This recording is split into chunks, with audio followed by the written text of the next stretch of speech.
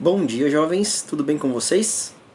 Então vamos aí para a correção da atividade 2, né? Para finalizar a nossa apostila 2, atividade 2 que é baseada aí no capítulo 8, capítulo 9 e capítulo 10, belezinha? Então vamos lá, pessoal. Como se deram as primeiras relações, né, no sentido comercial, social, entre europeus e africanos, né? Qual foi o primeiro contato que eles tiveram aí no sentido de trocas, né? Então vamos lá, ver a questão, ver a resposta aqui. Deixa eu baixar minha cabeça para cá um momento.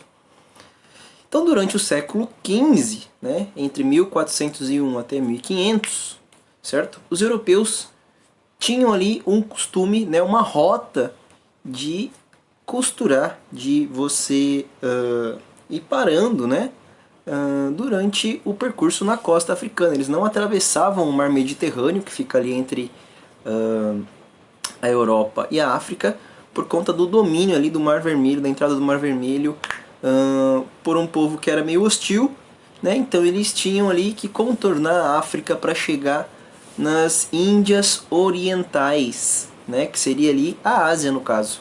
Eles não tinham como cortar pelo Mar Mediterrâneo, então eles tinham que fazer esse processo todo de costurar a costa africana, e isso permitiu que eles, ao longo desse trajeto, né, construíssem feitorias, ou seja, grandes depósitos, né, para armazenar comida, armazenar suprimentos, para que durante essas viagens muito longas, por sinal, eles fossem parando e reabastecendo e comercializando, né, com as populações ali ao redor daqueles pontos, tá certo?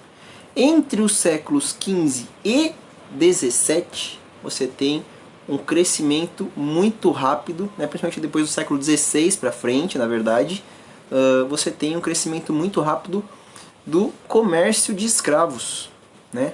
Você tem uma relação que ela se altera ali. Num primeiro momento, ela é uma venda dos servos, né, de guerra, dos capturados de guerra das tribos africanas. Você tinha essa comercialização dos servos, que até então era um hábito que vinha não só das tribos africanas, mas vinham de outras nações, né? Outras nações também tinham servos, né? Antes dessa escravidão africana. Então, existia essa relação de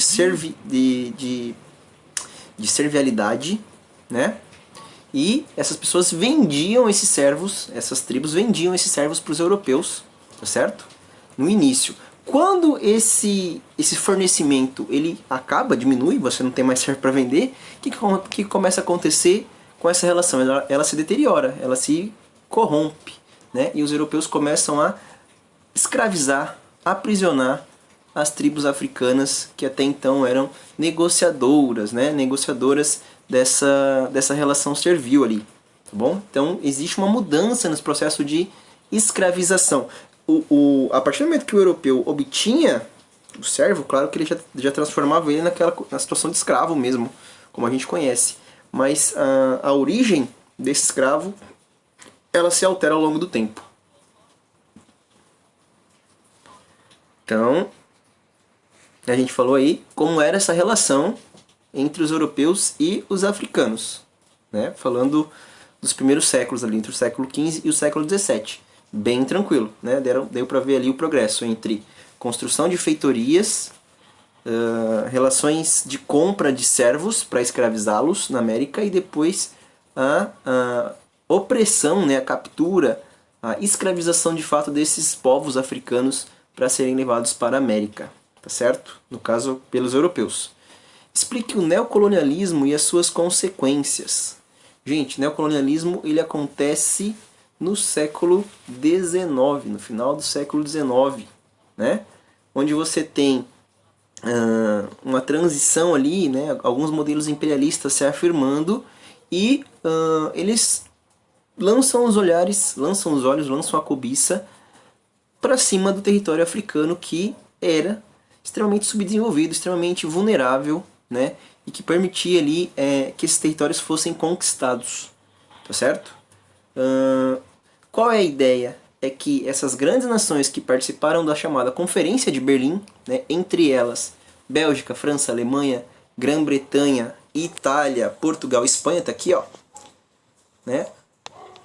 As potências, né, buscavam criar novos mercados consumidores além de fornecimento de matéria-prima, né? Sempre tem que pensar dessa forma.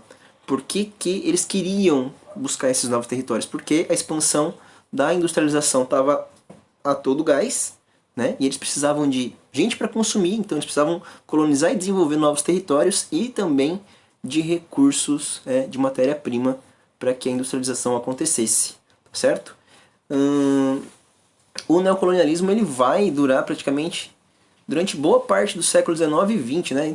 Dentro do século XX, na verdade, ele predomina porque, né? Ele vai ser abandonado conforme a Europa vai passando por algumas crises, né? Primeiro a crise de 30, depois primeiro a Primeira Guerra, depois a crise de 30, depois a Segunda Guerra. Então, nessas oscilações, essas relações neocoloniais elas vão se dissipando, elas vão se enfraquecendo, mas existe aí todo um percurso de 100 anos, mais de 100 anos, né? Onde essas relações de aproveitamento do território, né? De usurpar os bens do território, sejam povos ou sejam recursos, ele acaba acontecendo. O neocolonialismo ele é meio que o final do processo daquela relação, né, que começou com feitorias, depois com comércio de escravos, depois com a escravização. O neocolonialismo ele foi um dos últimos capítulos, um dos capítulos mais recentes, né, dessa relação dos europeus com a África. Vamos lá. O que motivou o início dos processos de independência dos países africanos? Gente, como eu falei para vocês ali no final, né, você tem o século XX percorrendo várias guerras e várias crises. A primeira guerra no início da década de 10, né, 1914 e 1918. Depois você tem a crise de 29, que vai comprometer aí o início dos anos 30. E você tem a Segunda Guerra Mundial entre o final dos anos 30 e começo dos anos 40, né, que vai criar um ambiente de incerteza econômica, de abalos sucessivos, e esses abalos vão fazer com que a Europa meio que largue o osso da África, né? Você vai ter alguma abertura aí para o crescimento de movimentos rebeldes, de luta por independência, de grupos armados tentando tomar o poder, e isso vai se projetar, né, a partir do declínio dessas economias europeias e quando elas optam por estruturar primeiro para dentro, para depois se preocupar com as colônias, né? Então, principalmente depois dos anos 50, ali nessa virada da década, né, de 40 para 50, pós-Segunda Guerra, os países africanos eles começam sucessivamente a passar por processos de independência que vai culminar praticamente, ou vai se finalizar, nos anos 90 com a queda do Muro de Berlim, que também tinha... pensando na União Soviética, né, que também tinha alguns territórios ali sob influência dela, ainda dentro da África, tá certo? Claro que, se a gente for pensar nos processos de independência, a África não passou por processos pacíficos, né? Você não teve ali acordos diplomáticos de independência, de reconhecimento da autonomia política, foram exceção, né? Não foram a regra. Então, a formação, a independência desses países africanos, ela vem com base em intensos conflitos, durando ali alguns anos, né? Para que essas independências acontecessem, tá certo? Bora ver. Olha aí, essa aqui é bem rapidinho, ó. Quais as possíveis regionalizações da África? Pensa nas localizações, né? Norte, Sul, Leste, Oeste. Pensando aqui na câmera, né? Norte, Sul, Leste, Oeste. Gente, Norte setentrional, né? Sul meridional. Então, ó, tem vários nomes, na verdade, ó. Norte setentrional ou também pode ser boreal.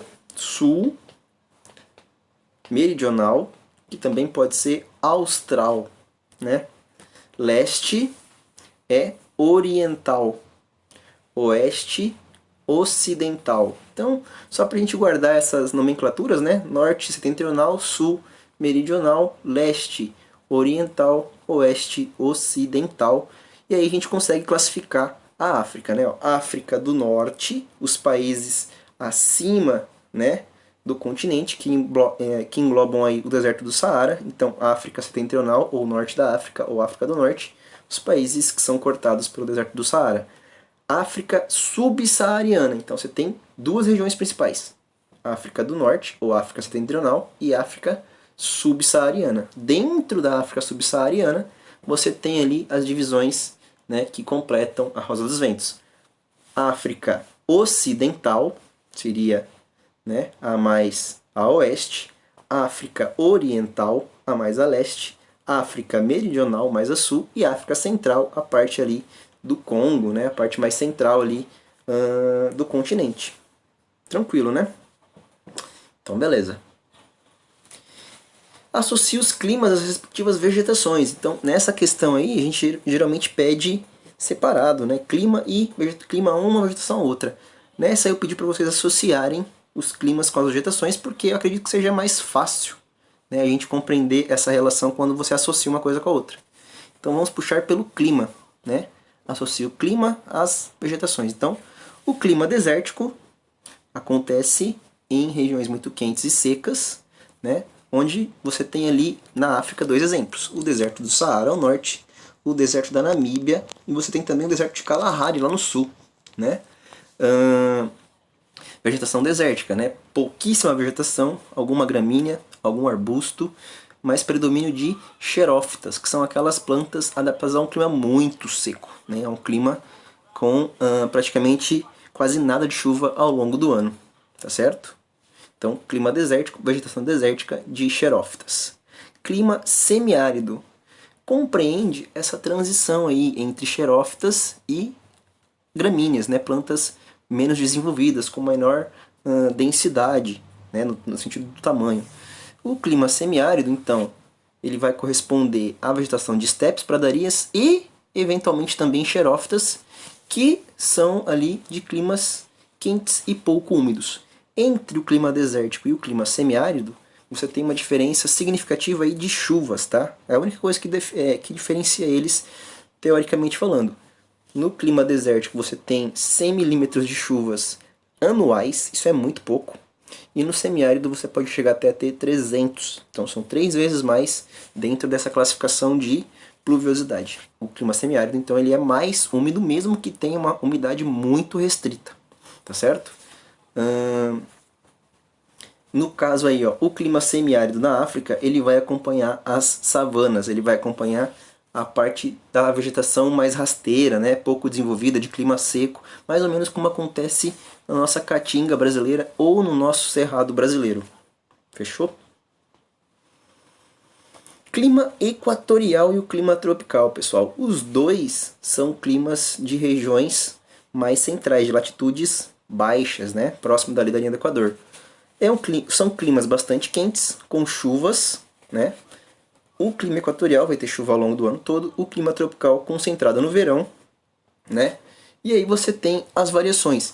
O clima equatorial e o clima tropical, ambos são climas de floresta, mas o clima tropical ele vai pegar ali uma transição para savanas, né? Até você conseguir chegar no clima semiárido, né? Tem que pensar na escalinha: equatorial, tropical, subtropical se for para frio, semiárido se for para quente, né? E aí, do tropical para o semiárido, essa transição, você vai ter o quê? Floresta, savana, pradaria, né? Floresta super densa, lá no Congo, na floresta do Congo, que é parecida com a Amazônia. Clima equatorial, tropical. Entre a floresta e a savana, você vai ter o clima tropical e iniciando o clima semiárido. Saindo da savana, começando os estepes e pradarias, você vai ter o semiárido. Saindo das estepes e pradarias, indo para o deserto, clima árido, né? É uma escalazinha. Fechou? Vamos lá, ó. Tem outros climas que são específicos, né? Assim como no Brasil também você tem algumas regiões que tem climas específicos, na África acaba acontecendo isso aí também, ó. O clima mediterrâneo, que acontece na parte norte, lá próximo do mar Mediterrâneo, né? Característico com um inverno chuvoso e um verão seco. A vegetação é composta por árvores e gramíneas, que a gente pode chamar de... arbustos e gramíneas, que a gente pode chamar de maquis e garrigues, né? São os nomes das vegetações que eles deram ali para esse tipo de vegetação mediterrânea, nesse clima mediterrâneo, que acontece majoritariamente ao redor do mar Mediterrâneo, mas tem alguns outros lugares no mundo ali que também acontece. Por exemplo, clima mediterrâneo e a vegetação mediterrânea acontecem no extremo sul da África, né? Tanto no norte, lá no mar Mediterrâneo, quanto no extremo sul, ali na África do Sul. Você tem também o clima mediterrâneo, associado aí à existência de correntes marítimas frias, no caso, que vão alterar essa configuração climática. Outra coisa, um outro clima frio de montanha, onde ele vai acontecer? Nas partes altas, onde você tem regiões planálticas ou regiões montanhosas.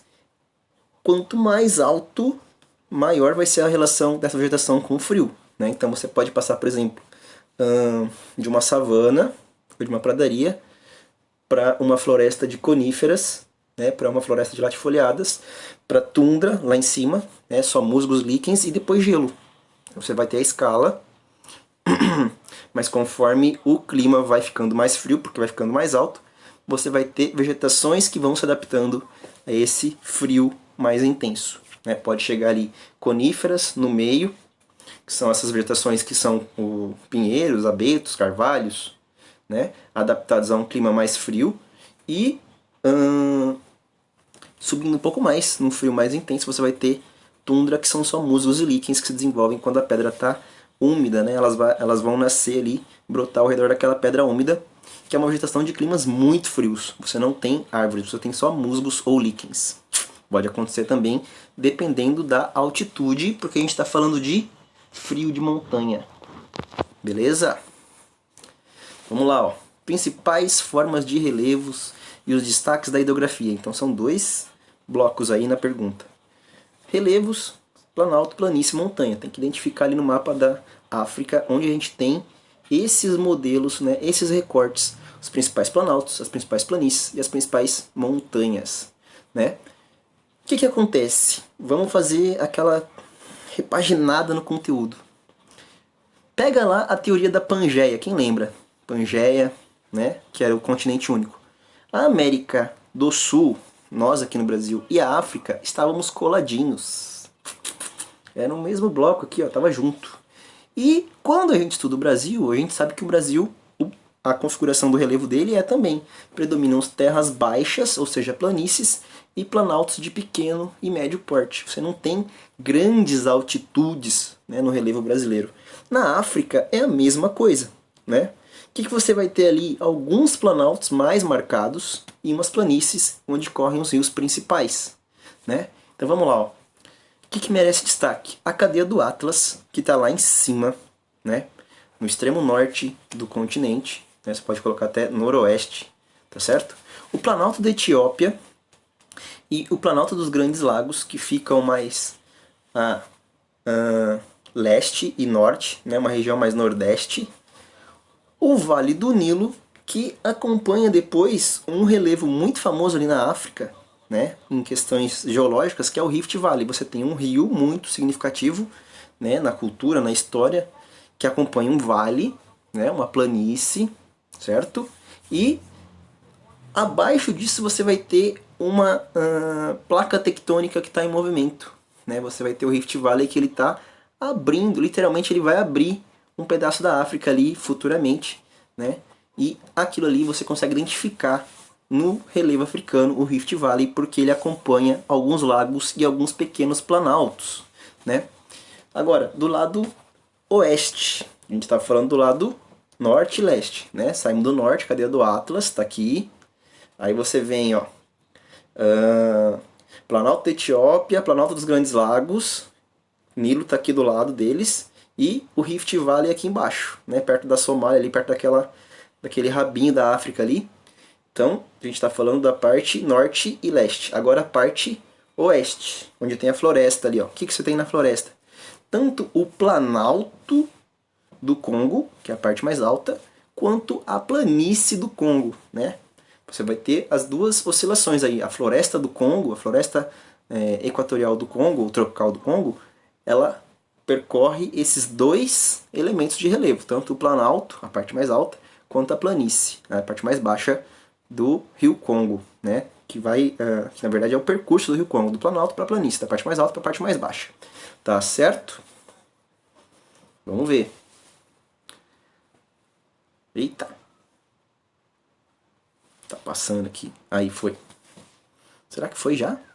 Aqui, eu sabia que tinha mais um. Ahn, com relação à hidrografia, gente, né? Eu falei do relevo ali, cadeia do Atlas, Planalto da Etiópia, Planalto dos Grandes Lagos, Rift Valley, Planalto e Planície do Congo, do lado esquerdo, né? Do lado oeste. Agora, os rios.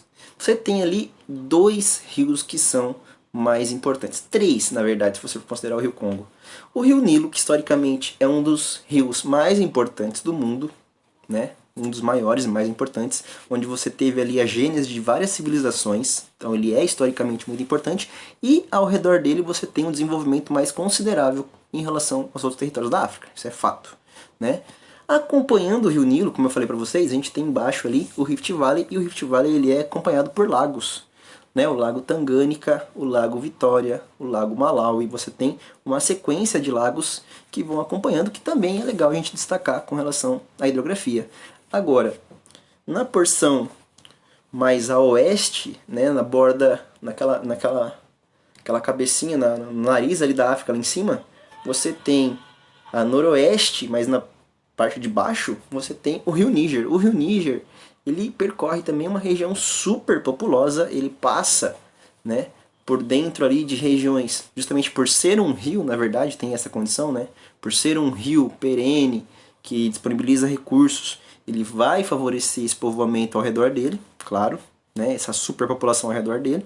Então ali também você tem uma outra grande concentração populacional ao redor de um rio, né? Assim como no Rio Nilo, o Rio Níger também tem essa situação. E na parte mais central e oeste, né, mais colado na costa oeste, mas na parte mais central do continente, a gente tem o Rio Congo, né, que atravessa a floresta do Congo, que sai do Planalto e percorre a planície do Congo, né? Toda essa região aí ela é chamada de Congo lá, que vai aparecendo nos filmes do King Kong, no filme do Tarzan, né? Aquela coisa cinematográfica que é uma floresta, né? Então, dentro dessa floresta, uma floresta equatorial, super densa, parecida com a Amazônia, você vai ter um planalto, uma planície e percorrendo esse relevo um rio chamado Rio Congo. Fechou? Explica a relação entre a China e o continente africano. Então vamos lá. Né? O que acontece, pessoal? Durante aí todo aquele processo que eu falei para vocês de colonização por europeus, né? Também pelos americanos, os Estados Unidos ele entra ali para explorar os recursos da África também. Né? Ele está no grupinho ali que vai explorar os recursos. Depois desse período da Segunda Guerra e esse declínio pelo interesse do continente africano, a China, né? Ela começa a se tornar, a construir essa participação ali dentro do continente africano e se torna hoje o maior parceiro comercial do continente. Né? Ela é a maior investidora, ela tem mais de $1 trilhão, se eu não me engano. Pode ser que eu esteja usando a unidade errada, mas é muita grana investida em infraestrutura, ou seja, ela está bancando a modernização de vários países na África a fim de estabelecer acordos comerciais benéficos. Né? Seria aí uma nova modalidade de exploração, mas eu acredito que seja dentro das condições plausíveis, né, do sistema. Não é simplesmente você chegar ali e lotear, eles estão oferecendo tecnologia, infraestrutura, estão modernizando os países para que eles consumam, para que eles cresçam. Né? O crescimento gera emprego, gera renda, e aumento de renda gera consumo. Então a mentalidade dos chineses é essa, fazer a África realmente se tornar um mercado, né? Modernizar para que eles consumam os produtos chineses, tá certo? O grande X da questão ali é que a China ela tem um padrão de investimento onde ela não cede as patentes, não cede os projetos, ela controla, né, essa tecnologia, ela não tem a intenção de passar esse conhecimento, né? Ela quer manter essa possibilidade de ganhar com a obra e depois ganhar com a melhoria da economia das duas formas. Para a África isso é ruim, né? Para qualquer continente já seria ruim, mas para a África, que já tem esse atraso muito grande historicamente por conta da exploração, isso é péssimo, né? Você coloca ela numa situação de extrema dependência tecnológica, além da dependência financeira, além da dependência eu falei tecnológica e financeira, pronto, é isso, essas duas, tecnológica e financeira. Vai deixar ela dependente nos dois principais pilares, né, de uma sociedade moderna, tá bom? Isso é ruim. Por um lado é bom, porque eles são parceiros, estão modernizando, por um lado é ruim, porque eles não compartilham essa tecnologia que eles estão construindo na África. Basicamente é isso. Vamos lá, vou mudar minha cabeça aqui de lugar agora para a gente falar sobre os motivos que levaram à inclusão da África do Sul no BRICS. Gente, por partes então. BRICS, primeiro falando, é um grupo formado por países emergentes no início dos anos 2000, no final, entre 2005 e 2010, pode colocar aí até um pouquinho mais. Esses países eles têm crescimentos de PIB acima da média mundial, né? E isso chama a atenção dos economistas da época, e um deles, né, acaba cunhando o termo BRIC para Brasil, Rússia, Índia e China. BRIC, que tem a ver com tijolo. Ele fez uma analogia aí, a palavra inglesa BRIC, né, que tem a ver com tijolo, que era essa coisa do crescimento, né, tá construindo, porque estava entrando muita grana, são PIBs enormes, né, e no ano de 2010 é sugerido que a África do Sul entre, né, nesse grupo pelos próprios membros, que não é um grupo, que não é um bloco econômico, é simplesmente países que têm essa diplomacia mais acertada por conta de ser modelos muito parecidos, né, países em desenvolvimento, que estão tentando assumir a dianteira em algumas situações, né, estão tentando modernizar suas produções, e isso é muito capitaneado também pela China, né? A China é o grande mentor hoje por trás do BRICS, porque ela tem esse projeto de desenvolvimento a todo custo, né? E ela está pegando ali um país praticamente de cada continente, né? Brasil, da América, Rússia, da Ásia e da Europa, Índia da Ásia, e tem relações ali também com o Sudeste Asiático e com a África, né? A própria China como a cabeça e a África do Sul, né, South Africa, como a participante aí da África, do continente africano. Qual foi a grande sugestão para essa inclusão? Que o mercado africano visse essa aproximação, né, os outros países africanos vissem essa aproximação como um sinal, né, para negociações com esses países do BRIC, Brasil, Rússia, Índia e China. Olha, vai chamar um membro de vocês aí do continente de vocês, que a gente consegue ter um diálogo mais interessante, e aí tá aberto também a possibilidade de vocês negociarem com a gente. Foi um sinal, né? E a própria África também sinalizando que está ali disponível para abastecer mercados externos, para passar por aquele processo de plataformas de exportação, né? Atrair empresas para os territórios, gerar emprego e exportar essa produção, né? Elas estão passando por esse momento. Então é interessante para os dois lados, né, tanto para o continente africano quanto para os BRICS. Né? A África ela tem um potencial ainda, mesmo que muito explorada, ela tem ali muito potencial de crescimento dentro da lógica do capitalismo, né, de modernização e tudo mais. Vamos lá, descer minha cabeça de novo. Qual a relação geopolítica entre os países do norte da África e Europa? Então, gente, é o seguinte... Vamos pensar aí hoje, né? Vou voltar minha cabeça aqui. Acho que agora dá pra... Queria só ler a pergunta. Vamos pensar qual é a relação hoje. A África é um continente subdesenvolvido, né? Passa por vários problemas. A gente viu ali a questão da fome, da miséria, né? Aquela última parte do capítulo 10, falando sobre os problemas socioambientais. E a gente viu que não é moleza, né? A situação socioeconômica da África em alguns países é precaríssima, né? E essa proximidade da África com a Europa cria um polo de atração gigantesco para imigrantes saírem da África e atravessarem ali, que é só um mar, né? Tem o mar Mediterrâneo que não é tão grande assim. Então é aquela fronteira, assim como acontece ali no México e Estados Unidos, que tem a fronteira seca. Na Europa e na África você tem uma fronteira úmida, que é o mar Mediterrâneo, mas existe um pequeno canal ali, um pequeno estreito, que é o Estreito de Gibraltar, né, que fica entre Marrocos, na África, e a Espanha, na Europa. Né?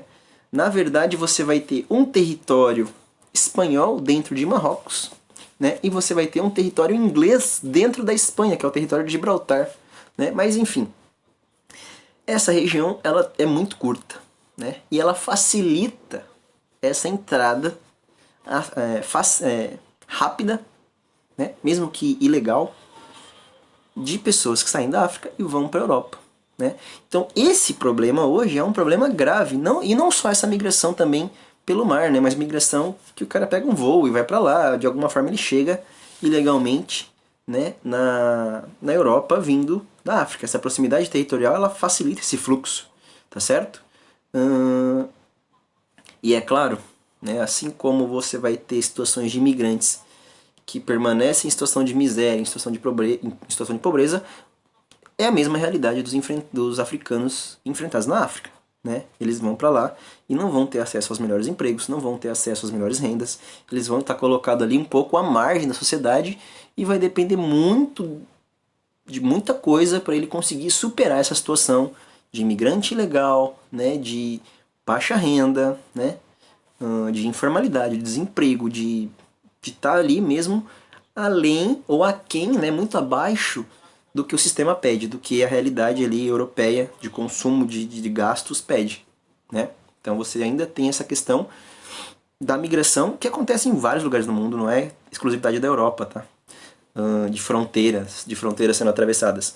Mas ali você tem esse problema, inclusive isso cria um sentimento de xenofobia muito forte, né? Além dos árabes que são asiáticos, né? Você tem um sentimento muito forte, e tem árabes na África também, mas predominam na Ásia.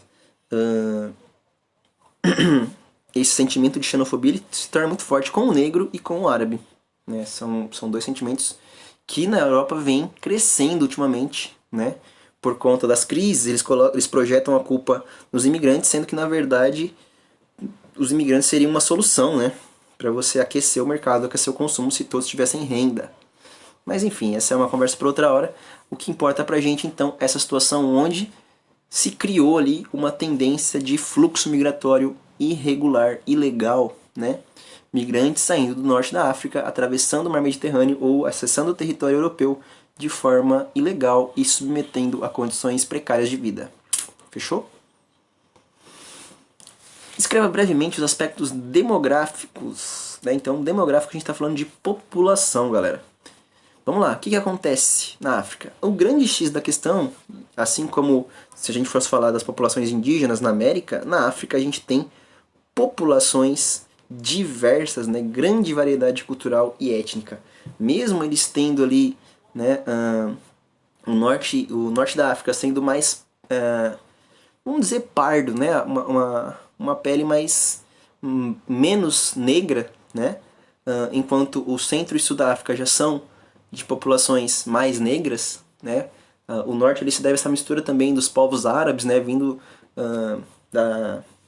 do Oriente Médio, essa transição de culturas, mas etnicamente falando é um continente muito diverso, né? Você tem, além dessa diversidade de pele, você tem diversidade cultural, de tribos, de línguas, né? Muito grande, muito grande. Se você jogar no Google ali, por exemplo, mapa África etnias, como se fosse por grupos étnicos que a África possui, comparando com a África atual, você vai ver que o território é muito mais recortado, muito mais diverso, né? Então vamos lá. Seguindo aí conforme o nosso texto, né? Então a população a população africana é classificada por grande diversidade cultural e étnica, apresentando, isso é importante, um maior crescimento populacional entre todos os continentes.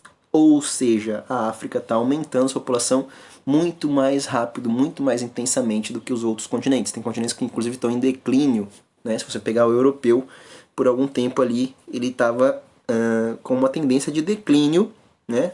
O planejamento familiar ele restringiu muito o tamanho das famílias, enquanto na África você está com um crescimento muito acima da média mundial, né? Corresponde a 14% da população mundial. Eles já são mais de 1 bilhão de habitantes, eles têm uma população ali equivalente à China e à Índia, né, que são os maiores países do mundo, mas o continente todo já tem em torno de mais um pouco do que 1 bilhão de habitantes, que corresponde aí a 14% da população, tá certo? Vamos lá, pensando na pirâmide etária, né? População majoritariamente jovem, então a base da pirâmide etária vai ser larga, né? Alta natalidade, alta fecundidade, tá falando de base de pirâmide, base larga, né? Muito jovens, alta natalidade, alta fecundidade, tá certo? mortalidade alta também, com destaque para a mortalidade infantil. Então o que vai acontecer com a maioria das pirâmides? Ela vai fazer aquele estreitamento muito rápido, ela não vai ser assim, né? Ela vai ser para dentro. Então você vai ter uma base muito larga e um estreitamento muito intenso da população adulta e da população idosa, tá certo? Isso é uma tendência, não é que todos os países são assim, mas grande parte deles apresenta ainda a fase 1 lá da pirâmide etária, né? Quando eles começarem a cuidar da saúde e a população adulta começar a sobreviver mais, aí eles vão passar para a fase 2, tá certo? Vamos lá, ó. Falando dos outros fatores, né? Vamos mudar minha cabeça aqui de lugar de novo, ó.